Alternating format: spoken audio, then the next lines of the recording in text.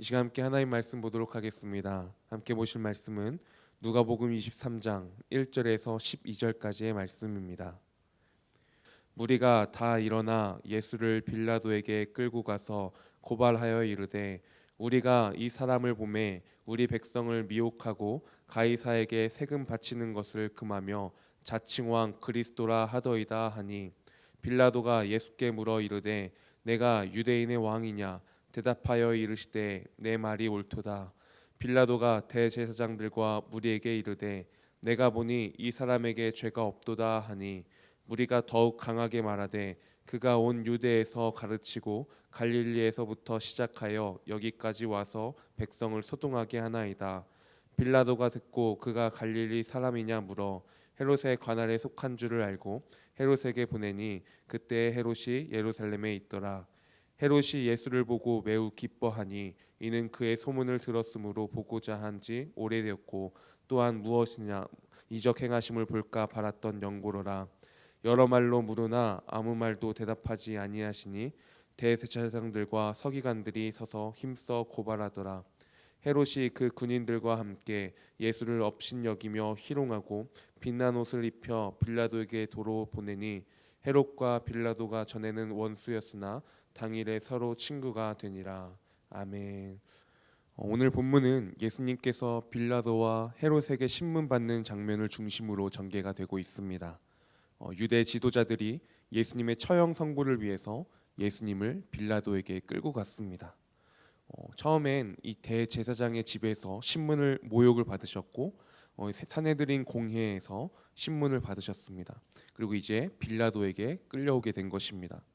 그렇다면 이 빌라도는 누구입니까? 왜 빌라도에게 끌려갔습니까? 빌라도는 유대와 사마리아를 관할하는 로마의 총독이었습니다. 그리고 앞에 13장 1절의 말씀을 보면 그때 마침 두어 사람이 와서 빌라도가 어떤 갈릴리 사람들의 피를 그들의 제물에 섞은 일로 예수께 아뢰니라는 말씀이 있습니다. 사람들의 피를 제물에 섞기도 하는 잔인한 사람인 것을, 그런 성품인 것을 우리가 볼 수 있습니다. 그리고 이러한 빌라도를 이 대제사장들과 서기관들, 이 종교 지도자들이 이용하려는 것입니다.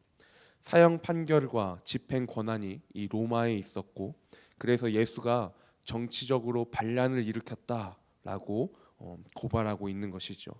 내가 가진 기득권, 편협한 신앙, 이것들을 위해서 말이죠. 그리고 이 빌라도는 예수의 죄를 찾지 못하고 유대 지도자들의 압박을 피해서 예수를 갈릴리 통치자인 헤롯에게 넘기게 됩니다. 그리고 헤롯은 이로 인해서 빌라도가 자신의 그 권한을 존중해 주었다고 여기고 기분이 좋았습니다. 그리고 12절 말씀에 보면 헤롯과 빌라도가 전에는 원수였으나 당일에 서로 친구가 되니라. 이 말씀처럼 이 빌라도와 헤롯이 친구 관계로 발전하는 계기가 되었습니다. 그리고 또 헤롯이 예수를 받은 이유가 있었습니다. 그것은 사실 오래전부터 예수를 보기 원했던 헤롯이었습니다. 왜냐하면 예수에 대해서 소문을 들었던 것이죠.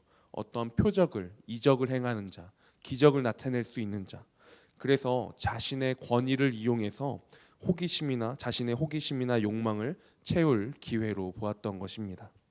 그렇지만 9절의 말씀에 보면은 여러 말로 물으나 아무 말도 대답하지 아니하시니, 대답하지 않으시는 예수님.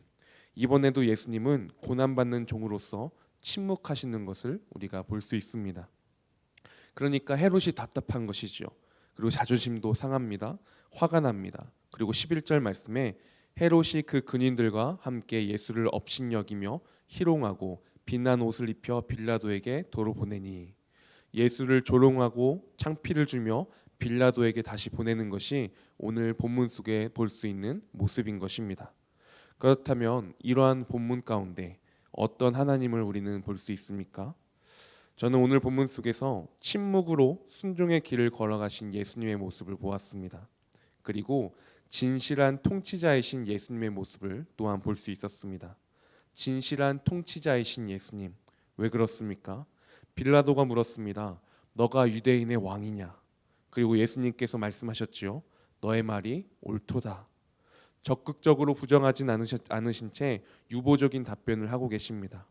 유대인의 왕으로 오신 것은 맞지만 무리가 고소하고 빌라도가 추궁했던 것과 같이 로마를 무력으로 전복시킬 정치적, 군사적인 왕은 아니셨기 때문이었습니다. 도리어 좀 전에 보았던 것처럼 그 예수님의 모습처럼 모함과 모욕, 죽음까지 묵묵히 감당하시며 그렇게 순종하시며 하나님의 구속을 이루시는 고난의 종이시며 세상의 구주이십니다. 우리의 진실한 통치자가 되신 예수님, 내가 원하는 예수가 아니라 나의 욕심을 채우기 위한 그러한 예수가 아니라 이 예수님의 모습을 우리가 기억하고 나아가야 할 줄 믿습니다. 그런데 반면 본문 속에서 볼 수 있는 인간의 모습은 무엇입니까?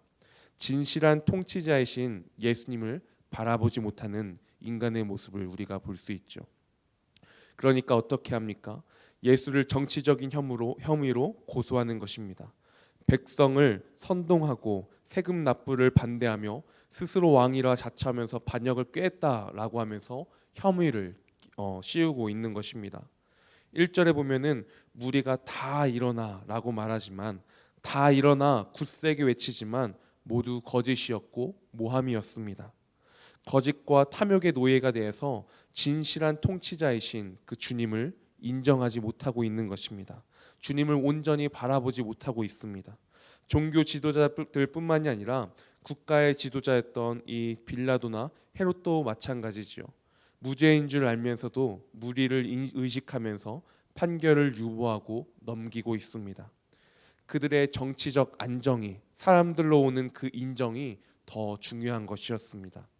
이렇게 이 종교 지도자들도 정치인들도 몹시 소란스럽게 이 말 저 말 하면서 결국은 자신의 탐욕, 권력과 인정과 지위와 기득권 이런 것들을 향해서 달려가는데, 반면에 말이 없으신 예수님, 고난당할 뿐인 예수님, 그 십자가의 길을, 그 순종의 길을 묵묵히 가고 계신 예수님의 모습을 볼 때 우리의 모습을 돌아보게 됩니다. 주님, 나의 마음은 어디에 있습니까? 오늘 본문에서 정치판 한가운데 계신 주님처럼 내가 내 마음의 유익과 욕심을 따르는 길에 주님을 세우고 있지는 않습니까? 주님이 참 진실한 통치자이심을 내가 알면서도 그 자리에 세우고 부정하려 애쓰며 세상 뜻대로 살아가려는 그렇게 발버둥치는 나의 모습은 아닙니까? 우리는 예수님을 닮아가는 작은 동역자가 되어야 하는데, 그 십자가라는 그 순종의 길을 묵묵히 걸어가신 예수님의 길이 아닌 시끄럽기만 할 뿐 예수를 십자가에 못 박고 있는 나의 모습이 있다면 무엇입니까? 주님, 오늘 나의 삶 가운데 내가 묵묵히 걸어가야 할 길이 있다면, 그 십자가의 길이 있다면 어디입니까? 보게 하여 주시옵소서. 이 시간 나 자신의 모습을 돌아보며 회개하며 결단하며 기도할 수 있는 이 시간이 되었으면 좋겠습니다. 그 고백으로 이 시간 함께 기도하며 나아가겠습니다. 기도하시겠습니다.